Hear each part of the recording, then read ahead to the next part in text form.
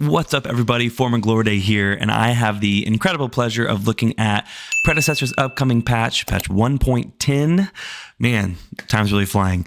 I'm in the Predecessor Creators Guild, and we've been given a early access view at patch 1.10 and all of the incredible stuff that comes with it. One of the amazing features that's on the way is 38 new items. This is something the community has been begging for, pleading for, asking for, and they have heard us. 38 new items. What many people have been excited about is the Mage items. The first new item that we're going to talk about that's coming to Mages is the Amulet of Chaos. This is a multi-kill focused item. It's going to provide 85 magical power and 12% magical penetration. It has a passive called Deadly Wish that triggers on a takedown. When you take down an enemy, you will reduce your current basic ability cooldowns by 60% and restore 30% of your missing mana. So this is really going to keep you in the fight, and it's going to snowball you into those multi-kills as all of your abilities are going to be that much more readily available for you to take on the next person. Really, really cool item. Short and sweet and simple, but it's going to pack a punch. The next item is called Claw of Hermes. It is an anti-magic item, so it's going to provide 70 magical power.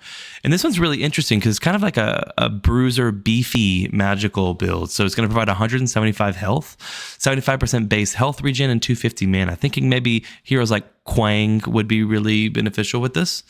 It has a passive on it called Mana Burn. On successful basic attacks against melee heroes, you'll drain 2% of their max mana. Against ranged heroes, you'll drain 3% of their max mana. And deals true damage equal to 75% of the mana drained. So this is similar to the carry item that they have brought to the game. If you are a ranged hero that builds this item, this passive is 50% as effective. It has an additional passive called Mind Flare. So based on the target's missing mana, your abilities deal 0 to 10% more damage based on their missing mana. So this is a very cool item that kind of builds upon itself. On one hand, you have this mana burn that's siphoning away actively this enemy's mana as you are basic attacking them.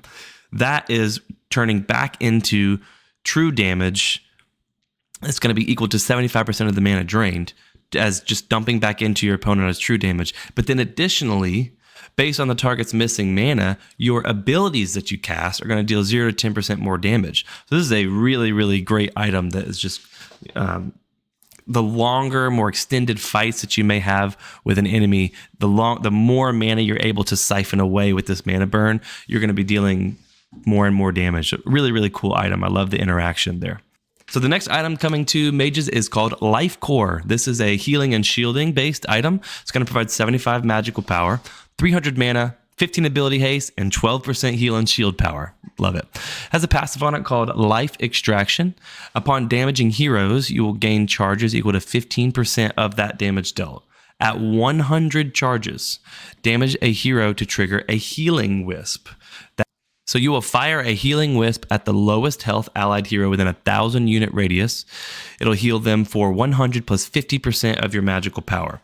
So this is a very cool item, and the longer you go in the game, the more damage you have, the more charges you'll gain in every instance of damage to a hero, because you gain charges equal to 15% of the damage dealt. So earlier in the game, that might not be that much, but as you build your magical power and you start hitting for huge chunks, you're going to gain more and more charges per damage instance. So you'll be able to get multiple healing wisps off inside of a team fight. So this could be game changing if the more that you're able to get off. The next item coming to Mages is Gaussian Greaves. This is a mobility item. It provides 50 magical power, 200 health, 25 physical power, and 10 ability haste. It has a passive on it called System Shock with a 15-second cooldown. You will gain the ability to double jump while midair.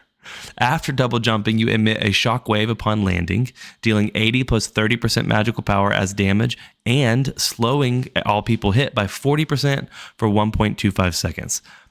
Going to be an absolute life ender when you get slammed on by one of these jokers, especially with the new world shift that's coming. If you guys don't know, they're introducing a new world shift called Frostfall. It is absolutely incredible and amazing, and I have a video about it as well, and all of the changes it is bringing to the map. You can find that up here somewhere. I'll put it on the screen for you guys to go and watch that as well. It's really changing the entire map, adding new pathways, new avenues. It's going to be an incredible thing. And I also just think that it looks beautiful. It's so interactive. It has audio cues. Visually, it's very, very cool. So check out that video. But Gaussian Greaves is going to work in tandem with that because it's going to give you more places to jump off of.